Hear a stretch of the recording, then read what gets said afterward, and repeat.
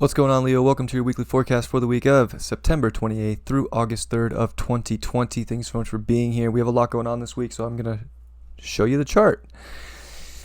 Well, big stuff happening in your sixth house. We have Saturn going direct. We have Pluto going direct. Jupiter's been direct for a couple weeks now, and it's go time with how you want to move forward in your reality, with your day-to-day life, with what you want to truly harvest out of this world. And you kind of have to be analytical here, and you have to, put the daily work in step by step.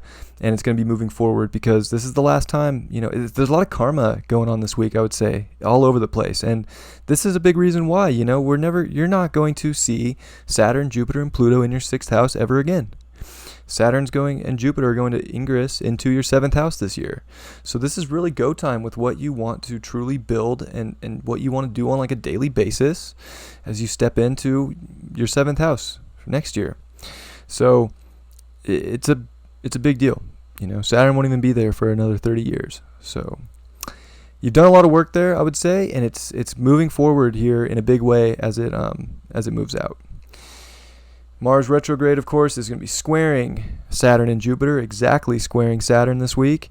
And it's a big deal. Mars retrograde in your ninth house wants you to trust in the universe. It wants you to channel that wisdom. It wants you to kind of expand. And it wants you to expand, I think, your daily routines here too. But it's having you go backwards and make sure that you're expanding the right areas and that, you're channeling it and trusting that the universe is opening up big doors in your life.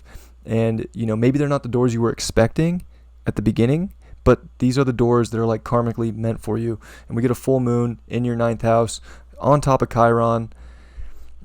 This is it's a big week. I'm gonna be honest. I mean, there's a lot of emotion that's going to come out, and there's a lot of moving towards, I would say, the ultimate spiritual connection and expansion. And you have to be able to communicate it. You have to be able to bring it to your environment. You have to be able to find that twin-like energy also with the sun in your third. But it's bringing out big changes of where you kind of just have to trust in what's coming. And it's a big time. So I get a lot of karma feeling from this week overall for the collective, and especially for everybody because we're all part of the collective, right? North Node in Gemini. I think groups are a big part here too. The people that you keep around in your life, or whether it's meeting new people that are really connected to you, it's making quincunxes to Pluto. So I would say it's hard kind of to fit people into your reality right now in certain ways, but those are the connections that are meant for you. And people are going to leave, people are going to come, and that's what you need to kind of be able to express and feel, and also be able to, I guess, be around people that let you channel that wisdom that you're receiving. And as you put your energy into doing the daily things that expand your reality, that people get that and are on that same vibe with you.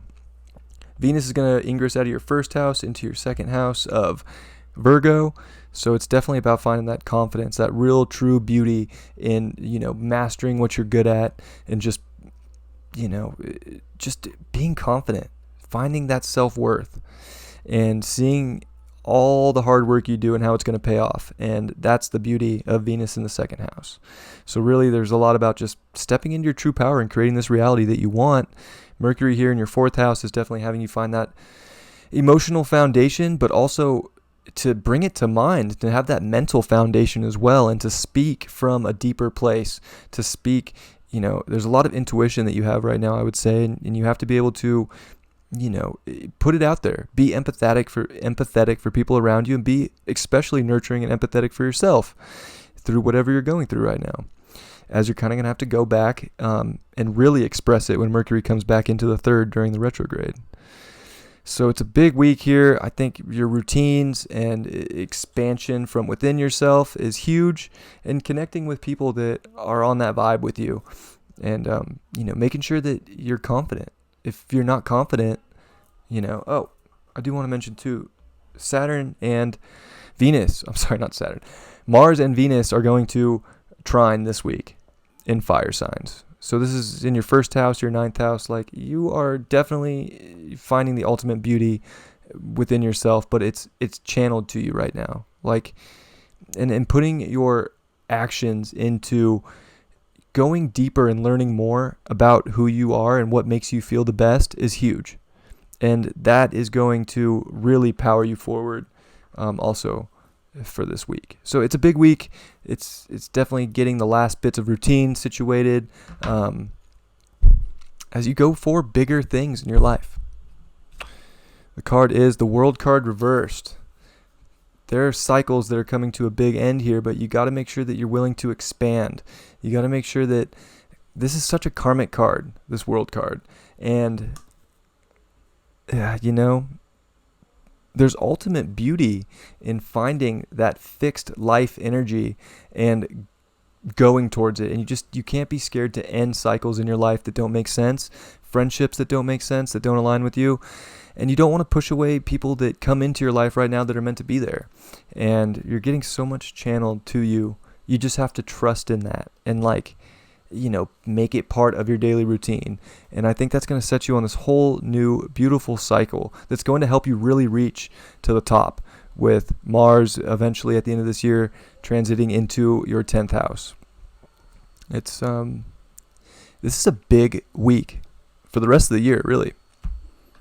A lot of karmic stuff's going to come up.